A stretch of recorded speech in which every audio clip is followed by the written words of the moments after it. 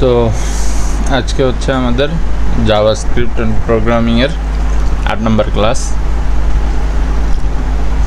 And আজকের ক্লাসে আমরা কি কি শিখব? লাস্ট ক্লাসে আমাদের কন্ট্রোল স্ট্রাকচার যেগুলো ছিল, কন্ট্রোল স্ট্রাকচারগুলো সম্পর্কে আমরা টোটাল মোটামুটি আইডিয়া নিয়ে ফেলছি।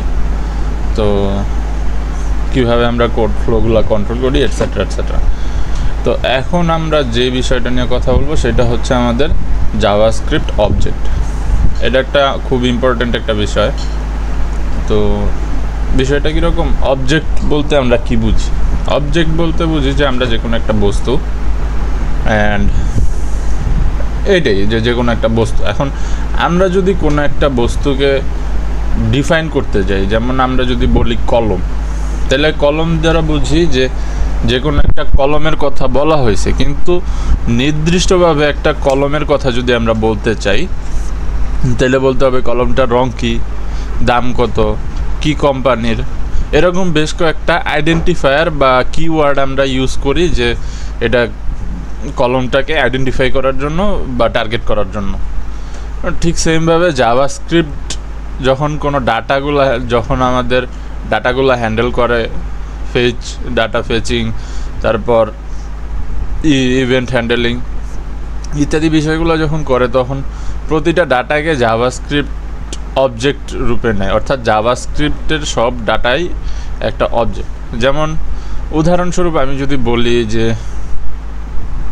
কি বলে একটা ইউজার আইডি, জাভাস্ক্রিপ্ট দ্বারা আমরা একটা ইউজার আইডি নিয়ে কাজ করব। তো এখন একটা ইউজার আইডি নিয়ে যখন আমরা কাজ করতে চাইবো জাভাস্ক্রিপ্টে, তখন জাভাস্ক্রিপ্ট আমাদেরকে বলবে যে জাভাস্ক্রিপ্টে তখন আমাদেরকে সেটার একটা দিতে হবে যে ইউজার আইডির শুধুমাত্র একটা ইউজারের অ্যাকাউন্ট যখন আমরা ডিফাইন করতে চাই, সেটাকে তো শুধুমাত্র আমরা ইউজার আইডি দিয়েই ডিফাইন করতে পারি না, সেটার সাথে পাসওয়ার্ড থাকে, তারপর ইউজারের প্রোফাইল পিকচার থাকে, এরপর আরও ডিটেলস অনেক কিছু থাকে, এই প্রোফাইলের আদার্স যে ডাটাগুলো সেই ডাটাগুলো থাকে। তো এখন প্রশ্ন হচ্ছে যে তাহলে এই ডাটাগুলোকে জাভাস্ক্রিপ্ট বা যে কোনো ব্যাকএন্ড কীভাবে বুঝে যে এই ডাটাগুলো এই প্রোফাইলের বা এই ইসের জন্য? তো এটার জন্য জাভাস্ক্রিপ্ট একটা কি পয়েন্ট ধরে বা কিওয়ার্ড ধরে প্রোফাইলটাকে আইডেন্টিফাই করার জন্য। যেমন এই জায়গায় হতে পারে সেটা প্রোফাইল ইউজার আইডি, অথবা হতে পারে প্রোফাইলের নাম। তো যখন এটা ইউজার আইডি হয় তখন জাভাস্ক্রিপ্ট সেই ইউজার আইডিটাকে একটা অবজেক্ট হিসাবে ডিফাইন করে, অ্যান্ড তার আন্ডারে ওই ইউজার আইডির জন্য যে user name, user password, user তার প্রোফাইল পিকচার সেট করছে, অ্যান্ড আদার্স যে ইনফরমেশনগুলো সেট করছে সেগুলোকে হচ্ছে জাভাস্ক্রিপ্ট এই অবজেক্টের বিভিন্ন কিওয়ার্ড অ্যান্ড ইত্যাদি, মানে বিভিন্ন কী বলে এটাকে, মানে উপাদান হিসাবে ডিফাইন করে, আমরা উপাদান হিসাবেই ডিফাইন করে। তো এখন এই উপাদানগুলো ডিফাইন করে কিভাবে? এগুলাকে ডিফাইন করে হচ্ছে নেম ভ্যালু পেয়ার সিস্টেমের মাধ্যমে, অর্থাৎ একটা নেম থাকে অ্যান্ড তার বিপরীতে একটা ভ্যালু থাকে। সে নেম ধরে যদি আমরা নেম দিয়ে আমরা যদি কল করি তাহলে আমরা ভ্যালুগুলোতে অ্যাক্সেস করতে পারি। এইটাকে আবার আমরা অ্যারে হিসাবেও ব্যবহার করতে পারি, বা অ্যারের মতো করেও ব্যবহার করতে পারি। কিন্তু অ্যারের মধ্যে ডিফারেন্সটা হচ্ছে জাভাস্ক্রিপ্টের মধ্যে যে অ্যারে নির্দিষ্ট কোনো একটা অবজেক্ট বা ভ্যারিয়েবলকে ডিফাইন করে টার্গেট করে তারপর হচ্ছে কাজ করে, কিন্তু জাভাস্ক্রিপ্টে আমাদের অবজেক্ট সেটা কোনো নির্দিষ্ট ভ্যারিয়েবল না, বরং নির্দিষ্ট একটা বস্তু বা নির্দিষ্ট একটা টার্গেটকে উদ্দেশ্য করে বা টার্গেটের আন্ডারে কাজ করে। কীরকমভাবে কাজ করে তো এইগুলো আমরা এখন প্র্যাকটিক্যালি দেখি। index.html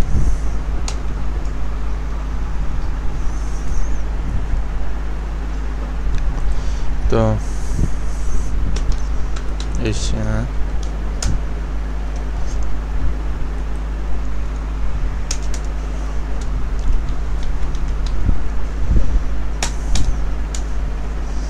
তো আমরা লেট বা ভার দ্বারাও আমরা অবজেক্ট ক্রিয়েট করতে পারি, লেট দ্বারাও করতে পারি। তো আমরা ভার দ্বারা করি, ভার কার বা কার ম্যান হিসেবে ধরি, ম্যান একটা অবজেক্ট ধরলাম। তো আমরা মনে করলাম যে ম্যান একটা অবজেক্ট। এখন ইকুয়াল টু ম্যানের আন্ডারে আমার কি কি থাকতে পারে, একটা ম্যানকে আইডেন্টিফাই করার জন্য আমরা কি কি ইউজ করতে পারি, নেম, NAME। তো নেম স্ট্রিং আমরা বললাম যে বর্ণ, BORNO বর্ণ। এখন এই ভ্যালুগুলোকে আমরা সেপারেশন বা আলাদা আলাদা করি হচ্ছে আমাদের কমা দ্বারা, কমা। তারপর আমরা বলতে পারি এজ, এখানে এজ হচ্ছে নেম অ্যান্ড ভ্যালু হচ্ছে আমরা এজ যত হইতে পারে বললাম যে 21, আবার কমা দিলাম। এরপরে জেন্ডার, GEN, আচ্ছা জেন্ডারটা আমরা অন্য জায়গায় রাখি, কি বলে এটাকে, আচ্ছা gender, DER, sorry NDER, gender male, sorry mail,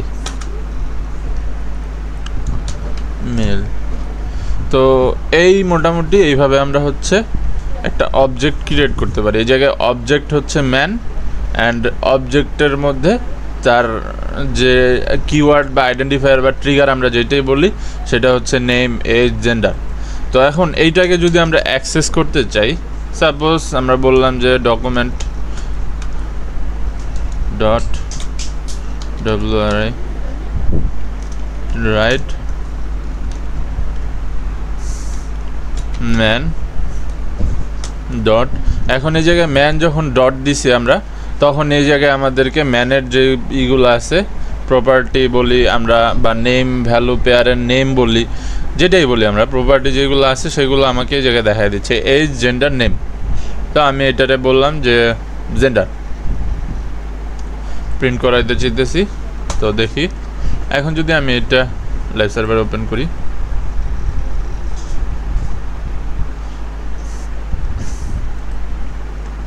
তাহলে এই জায়গায় আমি দেখতে পারতেছি আমরা যে মেইল প্রিন্ট হয়েছে, অর্থাৎ আমরা এইভাবে, এটা হচ্ছে আমাদের অবজেক্ট ওয়েতে অবজেক্টের অরিজিনাল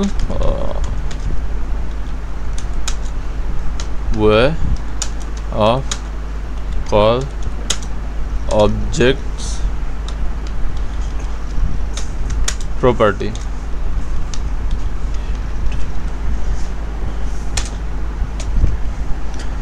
এটা হচ্ছে অবজেক্টের প্রপার্টি কল করার অরিজিনাল। তবে আমরা যদি আমাদের সুবিধার্থে বিভিন্ন জায়গায় অ্যারে হিসাবে ব্যবহার করলে অনেক জায়গায় সুবিধা পাওয়া যায়। তো অ্যারে হিসাবেও আমরা এটাকে কল করতে পারি কিভাবে,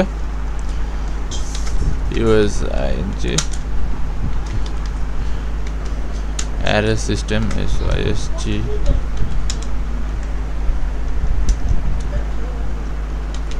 ডকুমেন্ট ডট WRIT রাইট। তারপরে এখন আমরা হচ্ছে ম্যানের অবজেক্টগুলোকে প্রপার্টিগুলোকে ডিফাইন করব, ম্যান, তারপর বক্স ব্র্যাকেট। এখন আমরা যে নেমগুলোকে দিব ওইগুলোকে আমার ডাবল কোটের মধ্যে দিতে হবে, কারণ এগুলো স্ট্রিং না হইলেও সরাসরি যদি আমরা অ্যারেতে নর্মালি কীভাবে ডাটা অ্যাসাইন করি ডাইরেক্ট ইসের মধ্যে, আমরা সরাসরি বক্স ব্র্যাকেটের মধ্যে ডাটা দিয়ে দিই, সেটা সরাসরি অ্যারেতে অ্যাসাইন হয়। তো এই কারণে এই জায়গায় এটার ভ্যালু বোঝানোর জন্য, সরি এটাকে একটা কিওয়ার্ড বোঝানোর জন্য আমরা ডাবল কোট ব্যবহার করি। তো আমি বললাম নেম, নেম। তো আমার আর কিছু করা লাগে না, এই যে আমরা এই জায়গায় পেয়ে গেছি মেল বর্ণ। তো এই জায়গায় আমরা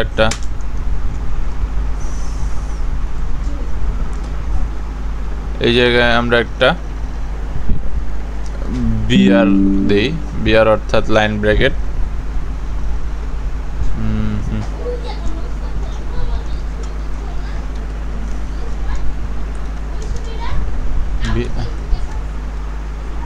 হ্যাঁ, তো এইখানে আমরা একটা বিআর পাইলাম, বা কি বিআর বলে, আচ্ছা আমরা একটা পাইলাম যে এটা হচ্ছে আমাদের নর্মাল ওয়েতে বা অবজেক্টের অরিজিনাল ওয়ে, আর এটা হচ্ছে অ্যারে সিস্টেম ব্যবহার করে। তো আরেকটা জিনিস যেটা হচ্ছে যে আমরা এই জায়গায় এখন একটা ম্যানের তো বা একটা অবজেক্টের তো শুধুমাত্র আইডেন্টিফায়ারই থাকে না, এটা বিভিন্ন অবস্থায় থাকতে পারে। যেমন আমরা এই জায়গায় ফাংশন দিয়ে বলতেছি যে ম্যান ইটিং। তো নর্মালি আমরা ফাংশন যেভাবে কল করি হচ্ছে FUNC ফাংশন কল করি, আইডেন্টিফায়ার বললাম যে EATING ইটিং, দেন প্যারামিটার, দেন হচ্ছে কোড। এরপর আমরা document dot WITE right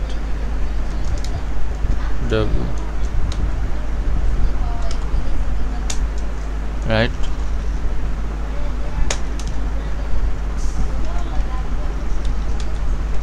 eating.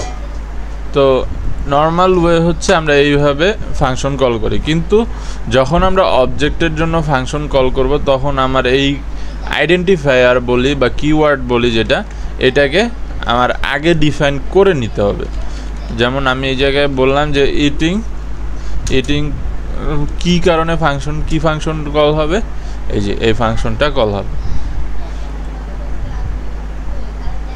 কোন একটা কারণে। এই জায়গায় ইরর মেবি আসতেছে, এটা ইরর।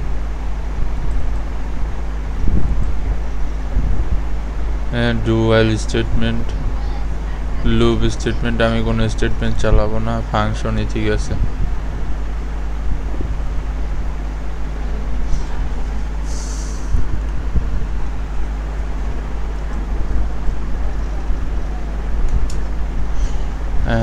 আচ্ছা এই জায়গায় আমি একটু EATIN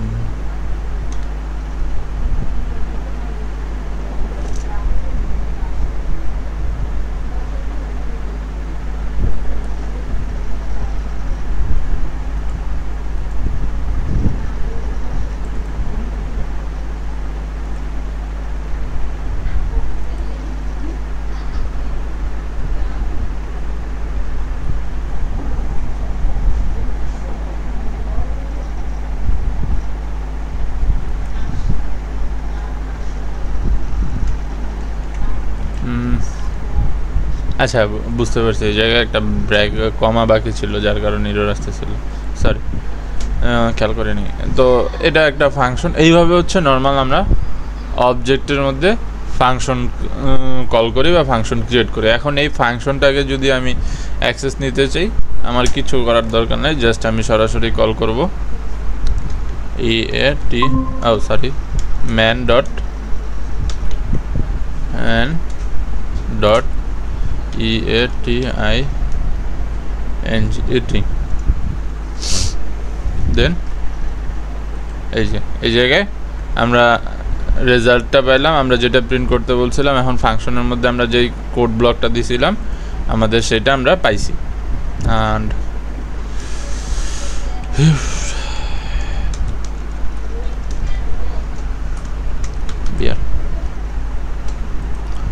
তো এইভাবে হচ্ছে নর্মালি আমরা জাভাস্ক্রিপ্টের অবজেক্টের মধ্যে ফাংশনকে কল করি। ফাংশনগুলো এরপর এইভাবে আমরা আরও একটা ফাংশনের মধ্যে ফাংশন কল করতে পারি। এখন আমি এই জায়গায় বললাম যে ড্রাইভিং আর ওয়াকিং দিই।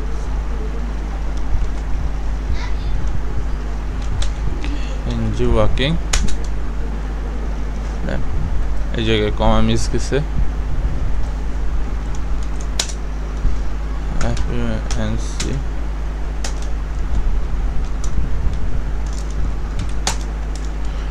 তো আমি ডকুমেন্ট ডট রাইট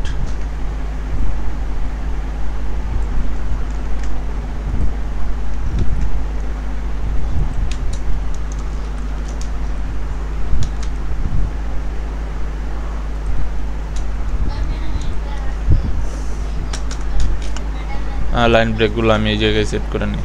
হ্যাঁ, তো এখন আমি বলতেছি যে ইটিং অ্যান্ড ওয়াকিং দুটা ফাংশন আমি একসাথে কল করব, বা ইটিংয়ের মধ্যে আমি ওয়াকিংটাকে কল করব।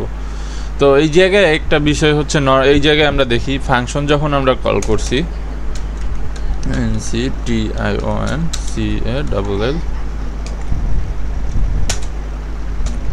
তো ফাংশন যখন কল করছি আমরা কি করছি অবজেক্ট ডট ফাংশনের জন্য আমরা যে প্রপার্টি ব্যবহার করছিলাম সেই প্রপার্টি কল করছি।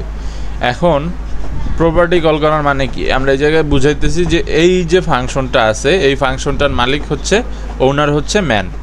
তো এখন আপনারা একটা জিনিস কল্পনা করেন, আপনাকে যখন জিজ্ঞেস করা হয় যে আপনি কি করেন, বা যদি বলা হয় যে নাম আমি মাহিনকে জিজ্ঞেস করলাম যে মাহিন কি করো, তখন মাহিন কিন্তু বলবে না যে মাহিন ভাত খায়, মাহিন বলবে বা মাহিন ক্লাস করে, যে মাহিন বলবে কি যে আমি ক্লাস করি অথবা ক্লাস করতেছি।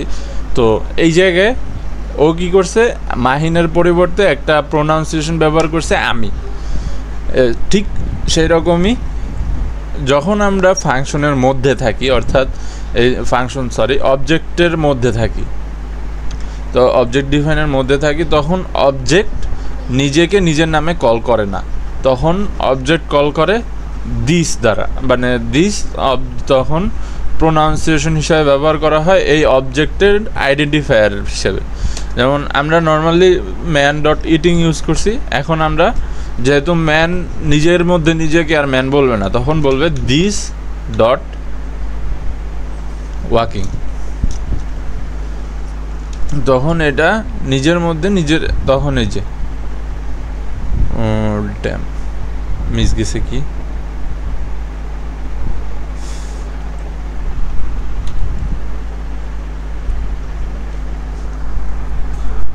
সরি এই জায়গায় ইটিংটা চেঞ্জ করিনি আমি, ইটিংটা হবে ওয়াকিং, ওয়াকিং, এই তো এখন হয়েছে। তো এখন আমরা দেখতে পারতেছি যে এই জায়গায় আমরা একটা জিনিস দেখলাম যে নিজের মধ্যে যখন নিজে কেউ যে কোনো ফাংশনের ক্ষেত্রে বা যে কোনো একটা ইসের ক্ষেত্রে যখন ফাংশন নিজের মধ্যে নিজেকে অথবা অবজেক্ট ফাংশনের মধ্যে নিজের মধ্যে ফাংশন যখন কল করে তখন নিজেকে যখন আইডেন্টিফাই করতে চায় তখন দিস ব্যবহার করে প্রোনাউন্সিয়েশন ব্যবহার করে, প্রোনাউন্সিয়েশনটা হচ্ছে দিস। তো ঠিক সেমভাবে আমরা যখন এই জায়গায় একটা ভ্যারিয়েবল না প্রপার্টি কল করছিলাম বা প্রপার্টিতে অ্যাক্সেস নিয়েছিলাম, তখন আমরা ম্যান ডট দিছিলাম, অর্থাৎ আমরা ম্যান ডট জেন্ডার দিছিলাম বা ম্যান ডট কিছু একটা দিছিলাম। তো এখন আমরা যদি ঠিক সেম জিনিসটা আবার এই জায়গায় তার মধ্যে দিতে চাই, যে ডকুমেন্ট ডট WRIT, এখন আমি বলতেছি যে জেন্ডার যে আছে তাকে আমি এই আমার ফাংশনের মধ্যে নিয়ে আসবো বা ফাংশনের মধ্যে অ্যাক্সেস করতে চাই, তখন কিন্তু আর আমি এইভাবে ম্যান ডট জেন্ডার দিয়ে এটাকে ডিফাইন করতে পারবো না বা করব না। তখন আমরা এটার প্রোনাউন্সিয়েশন ব্যবহার করব দিস ডট জেন্ডার, আর কিছু তো নেই, আচ্ছা আছে।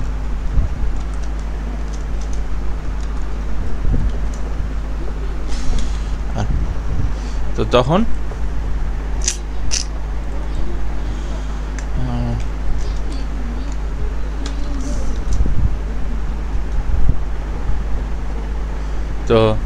তখন জেন্ডারটা এই জায়গায় এইভাবে প্রিন্ট হয়ে গেছে। তো এইটা হচ্ছে ভ্যারিয়েবল প্রোনাউন্সিয়েশন বা অবজেক্ট প্রোনাউন্সিয়েশন, যেটাই বলি আমরা। জিনিসটা এভাবে কাজ করে যে নিজের এরিয়ার মধ্যে বা নিজের ওনারশিপ নিজের মধ্যে বোঝানোর জন্য আমরা দিস ব্যবহার করি, বা যে আইডেন্টিফায়ার থাকে তার নামের পরিবর্তে আমরা দিস ব্যবহার করি। তো এই হচ্ছে আমাদের অবজেক্ট টাইপ ডাটা। তো এখন এই জায়গায় ধরি যদি এটা আমার প্রোফাইল পিকচার এটা যদি কোনো একটা প্রোফাইল হয়, তো প্রোফাইলের জন্য প্যারামিটারগুলো হবে কি user ID, password, profile picture. তো ইউজার আইডি এটা, প্রোফাইল পিকচারে পাসওয়ার্ড একটা হবে। তো এরকমভাবে তখন হচ্ছে একটা নির্দিষ্ট কিওয়ার্ডের আন্ডারে আমার জাভাস্ক্রিপ্ট বা যে কোনো প্রোগ্রামিং ল্যাঙ্গুয়েজ কী করে, যদি আমরা এসকিউএল, মাইএসকিউএল বা এই টাইপের কোনো ব্যাকএন্ডে যদি ডাটাবেস ব্যবহার না করি, তখন আমরা যদি ডাটা হ্যান্ডেলগুলা প্রোগ্রামিং ল্যাঙ্গুয়েজের মাধ্যমে করতে চাই, বা পুরোপুরি ব্যাক এন্ডেও না, আবার পুরোপুরি ফ্রন্ট এন্ডেও না, মিড ওয়েতে যদি আমরা ডাটাগুলো হ্যান্ডেল করতে চাই, তখন আমরা কি করি, তখন আমরা এরকম বিভিন্ন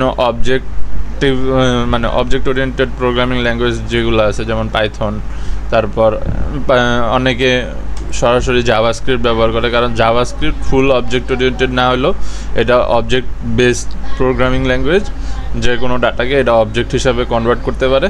তো তার জন্য তখন আমরা ডাটা হ্যান্ডেলগুলো এইভাবে জাভাস্ক্রিপ্ট, পাইথন, যে কোনো একটা কোর প্রোগ্রামিং ল্যাঙ্গুয়েজ দিয়েই করি। তো এই হচ্ছে আমাদের অবজেক্টের ডেফিনেশন। অবজেক্ট কীভাবে ডিফাইন করতে পারি, অবজেক্টের মধ্যে কীভাবে একটা ফাংশন ডিফাইন করতে পারি। যেমন এই জায়গায় যদি আমি পাসওয়ার্ড ভুলে যাই বা তখন আমার সেটার জন্য যে ফাংশনটা, যে যদি আমরা ফরগেট পাসওয়ার্ডে ক্লিক করি তাহলে কি হবে, একটা যে ডিফাইন করি, এইগুলোরে আমরা ফাংশনের মাধ্যমে অবজেক্টের মধ্যে ডিফাইন করার প্রয়োজন হয়, যার কারণে আমরা অবজেক্টের মধ্যে ফাংশন ক্রিয়েট করি। তো এই হচ্ছে আমার টোটাল ফাংশনের, এটা একটা ইম্পর্ট্যান্ট একটা টপিক, তো একটু ভালো করে প্র্যাকটিস করবেন।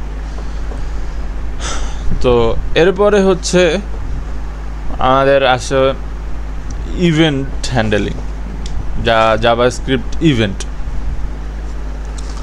তো জাভাস্ক্রিপ্ট ইভেন্ট বলতে বোঝায় যে HTML এ যখন কোনো কিছু চেঞ্জ হয় সেটারই আমরা বলি যে কি বলে এটাকে, সেটারই আমরা বলি ইভেন্ট। আমরা এই জায়গায় event.html নামে একটা event.html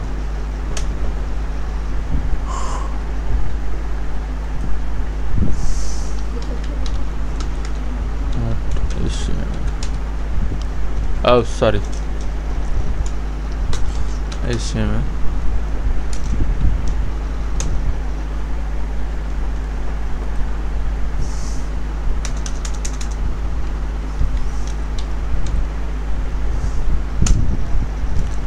স্ক্রিপ্ট। তো এই জায়গায় আমরা একটা H1 নেই,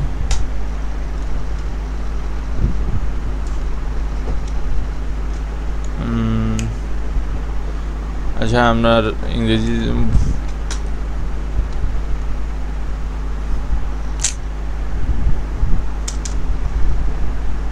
আজকে কত তারিখ, এটা ইংলিশে জিজ্ঞেস করলে কিভাবে জানো, পুরোপুরি মনে নাই। What is the date today? Oh.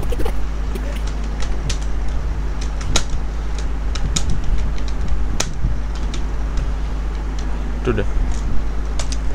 তো এই জায়গায় আমি একটা অ্যান্সার চাইতেছি কি, যে কি বলে এটাকে, একটা বাটন দিলাম অ্যান্স নামে, BUT বাটন।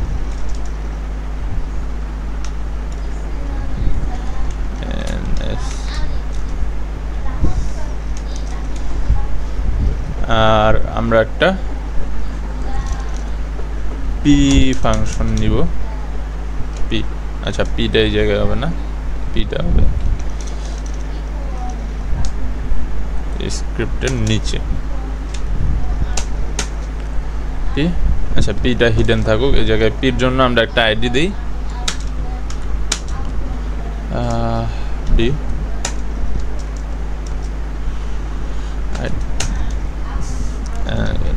এস, হ্যাঁ।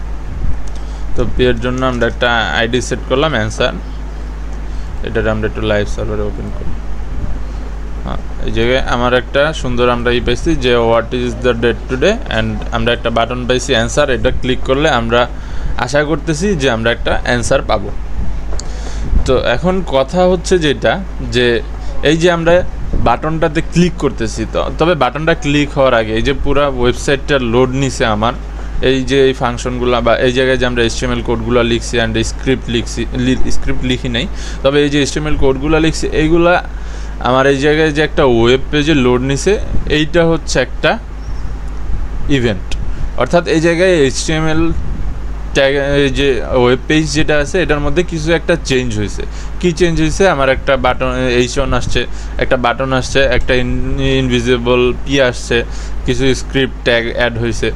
তো এই যে এই চেঞ্জগুলো হয়েছে এটা হচ্ছে একটা ইভেন্ট।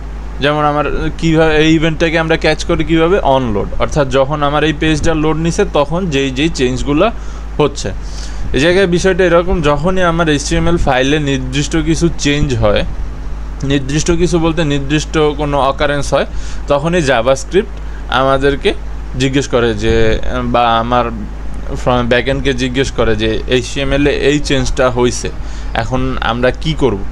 এখন আপনি যদি ওই চেঞ্জটা ক্যাচ করতে চান, বা আমরা যদি ওই চেঞ্জটাকে ক্যাচ করে ওইটার বিপরীতে কিছু করতে চাই বা ওইটার সাথে কিছু করতে চাই, তাহলে আমরা তখন ওই ইভেন্টটাকে কল করি। আর যদি আমাদের মনে হয় যে না, এটা আমার কোনো দরকার নেই, তখন ওটা পাস হয়ে যায়। কীরকম, যে এর লোডে আমার কিছু করলাম না আমরা, তো আমরা এই বাটনটাতে চাইতেছি যে বাটনটাতে যখন ক্লিক করব, অর্থাৎ এই বাটনটাতে যখন ক্লিক করব তখন একটা ইভেন্ট সংগঠিত হবে, মানে একটা ইভেন্ট হবে এই জায়গায়। অ্যান্ড এই ইভেন্টটা হওয়ার ফলে এই চেঞ্জ হবে হচ্ছে আমরা এই পি এর মধ্যে যে কোনো কিছু একটার অ্যান্সার পাবো। তো এটার জন্য হচ্ছে আমরা বাটনকে বললাম এই যে ক্লিক হওয়ার সময় যেই ইভেন্টটা ক্যাচ করবে তার জন্য আমরা ধরি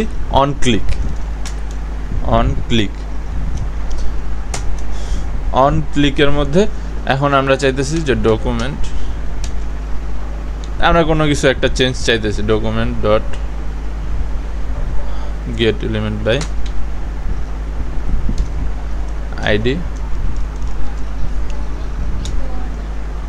তো আইডি হচ্ছে আমার NSWE, অ্যান্সার ডট চেঞ্জটা হবে inner HTML is equal to DA date। এই ডেট হচ্ছে আমার একটা বিল্ট ইন ফাংশন, তো মানে জাভাস্ক্রিপ্টের বিল্ট ইন ফাংশন, এটা দ্বারা আমরা বিল্ট ইন লাইব্রেরি আছে এটার পুরো একটা, তো এটা দ্বারা আমরা মানে কি বলে রিয়েল টাইম ডেটগুলোর সাথে আমাদের প্রজেক্টের ডেটগুলোর আর কি একটা সিনক্রোনাইজেশন করি। তো এই জায়গায় আমরা বলতেছি যে যখন ক্লিক হবে, অর্থাৎ অন ক্লিকে কিছু একটা চেঞ্জ হবে, গেট এলিমেন্ট বাই আইডি দ্বারা আমরা এই আইডিটাকে ক্যাচ করছি, করার পরে বলতেছি যে ইনার HTML এর চেঞ্জ হবে। কি চেঞ্জ হবে সেটা আমরা বলতেছি যে যে কোনো একটা ডেট চেঞ্জ হবে।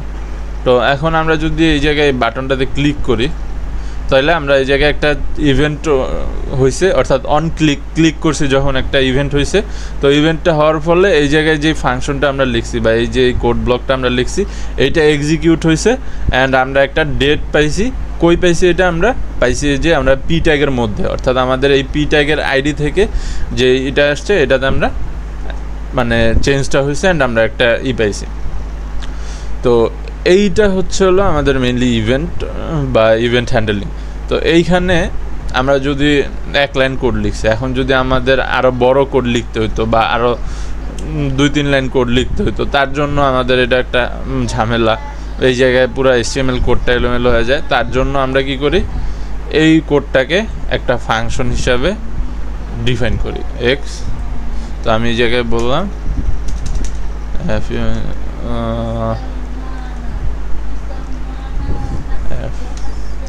ফাংশন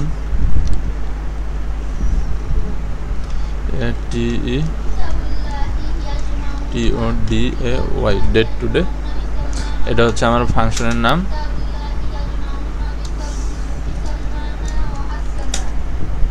তো এটাকে আমি হচ্ছে এই জায়গায় পেস্ট করে দিছি। তো পেস্ট করে দেওয়ার পরে এখন আমি এই জায়গায় কল করব হচ্ছে আমার ডেট টুডে যে ফাংশনটা আছে, শুধুমাত্র এই ফাংশনটা DATE ডেট টুডে।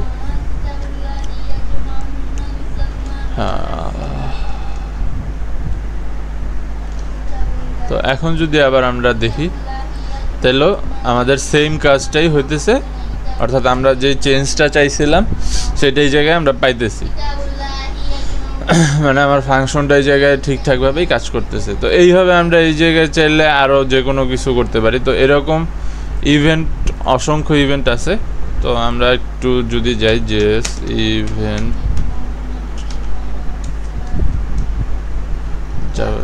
W3 স্কুলে যদি যাই আমরা,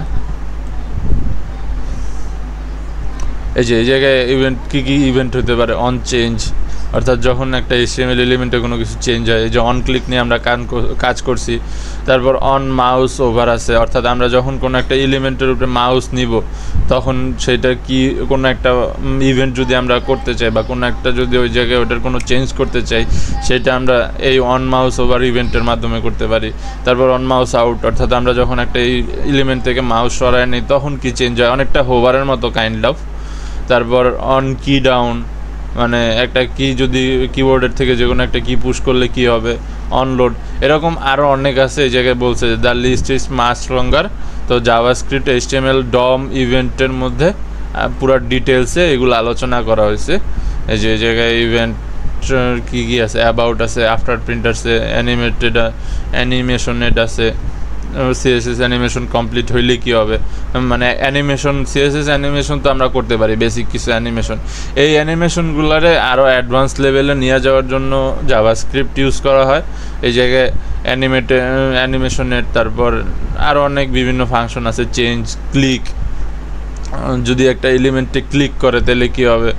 তো এই জায়গায় মাউস ইভেন্ট, ফোকাস ইভেন্ট, এই ইভেন্টগুলোর আবার কিছু ভ্যারিয়েশন আছে। যেমন যখন আমরা ক্লিক করি বা কোনো মাউস হোভার হয়, অন মাউসটা একটা এলিমেন্টের উপরে নেই, তখন যেই চেঞ্জগুলো হয় বা ইভেন্টগুলো হয় এগুলাকে বলা হয় মাউস ইভেন্ট। এরপর যখন আমরা কিবোর্ডের কোনো যখন নিয়ে কাজ করি তখন এগুলারে বলা হয় হচ্ছে কি ইভেন্ট। এরপর যখন ফোকাস, ব্লার, এইগুলা নিয়ে কাজ করা হয় এই টাইপের, এগুলো এরকম আরও বিভিন্ন আছে। তারপর মাউস ড্র্যাগ করলে কী হবে, যে আমরা একটা অ্যানিমেশন দেখছিলেন আপনারা বিভিন্ন ওয়েবসাইটে অ্যাড করে, যে মাউসের যে কার্সরটা যেই দিকে যায় বা মাউসের কার্সরটা যখন নড়াচড়া করানো হয় তখন ওইটার সাথে একটা ইন্টারাকশন হয়। তো ওই ইন্টারাকশনগুলো হচ্ছে এই যে ড্র্যাগ ইভেন্টের মাধ্যমে, ড্র্যাগ ওভার, ড্র্যাগ লিভ, এরকম দিয়ে আর কি অ্যানিমেশনগুলো করা হয়। যে যখন আমরা ড্র্যাগ করব তখন এইটার কালার চেঞ্জ হবে, বা এই মাউসের এই কি কার্সরটার নিচে একটা কালার বল, এরকম বিভিন্ন অ্যানিমেশন আছে।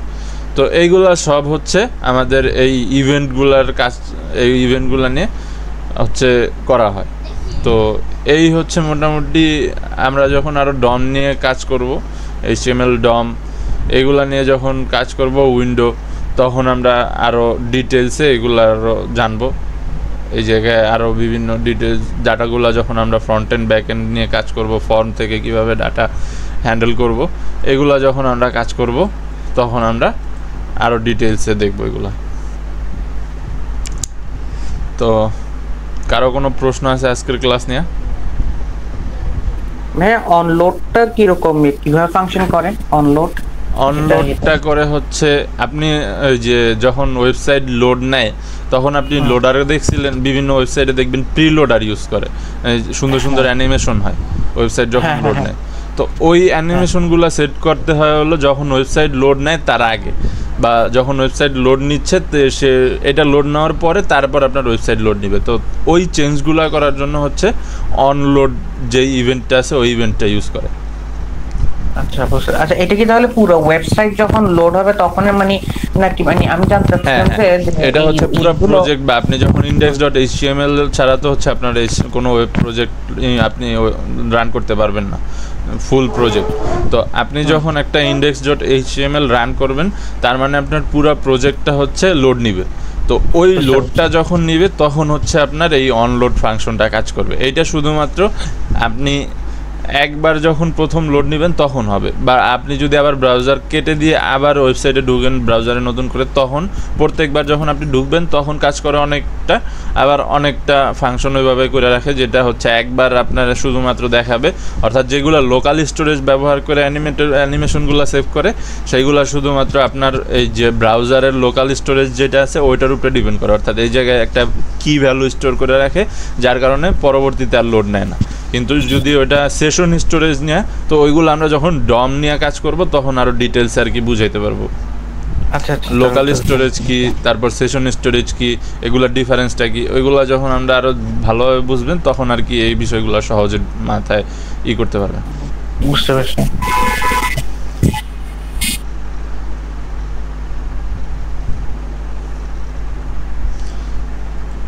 আচ্ছা আপনাদেরকে একটা নতুন মজার একটা প্রজেক্ট দেখাই যেটা আপনাদেরকে করাবো নেক্সটে। ছোট প্রজেক্ট, কিন্তু প্রজেক্টটা অনেক মজার। আমি এই প্রজেক্টটা নিয়ে কিছুদিন ধরে কাজ করতেছিলাম। লাইফ স্কিল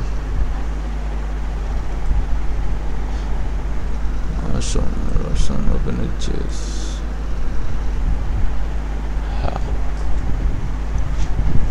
and statistician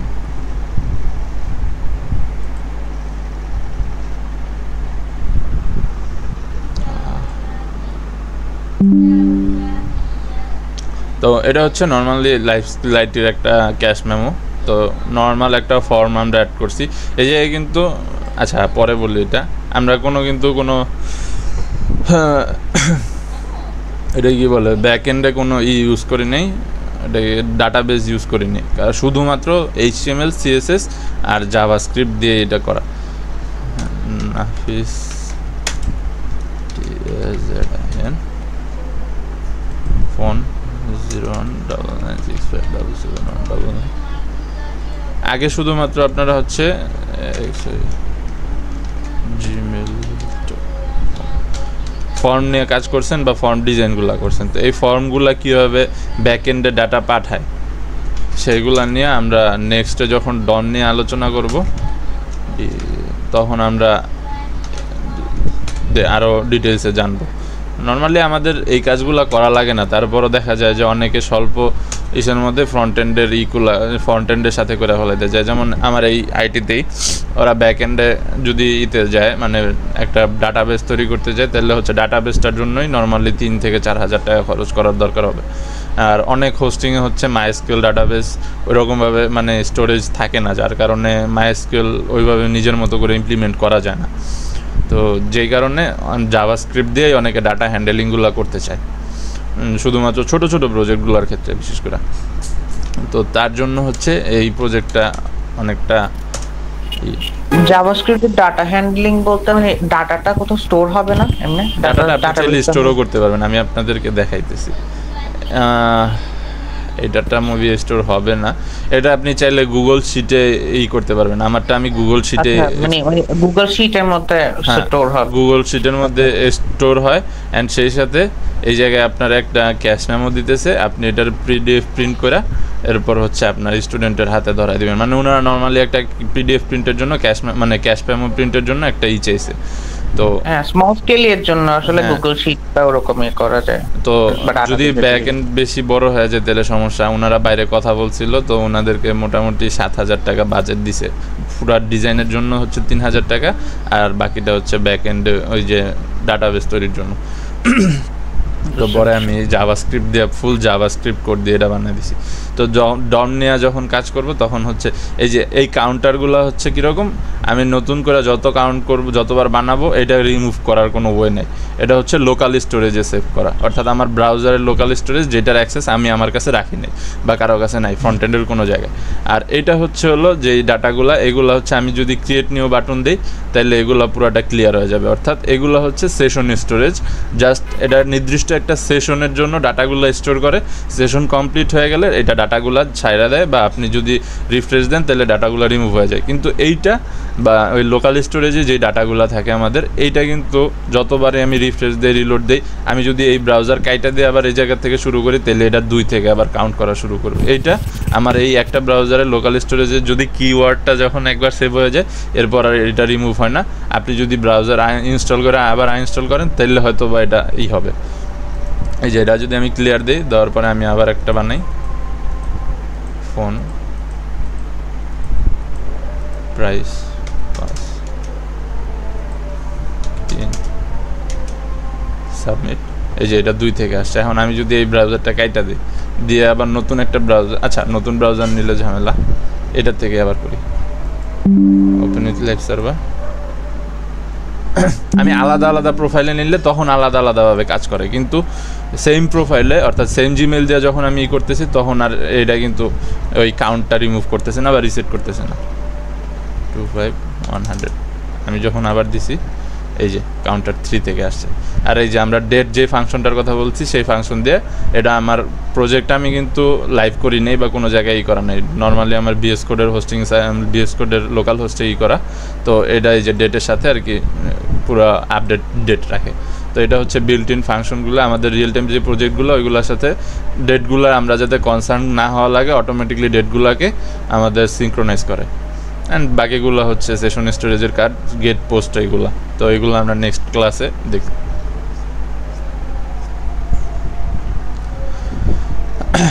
আচ্ছা ঠিক আছে, তাহলে আজকের ক্লাস এই পর্যন্তই। আবার আমাদের দেখা হবে নেক্সট ক্লাসে। আসসালামু আলাইকুম।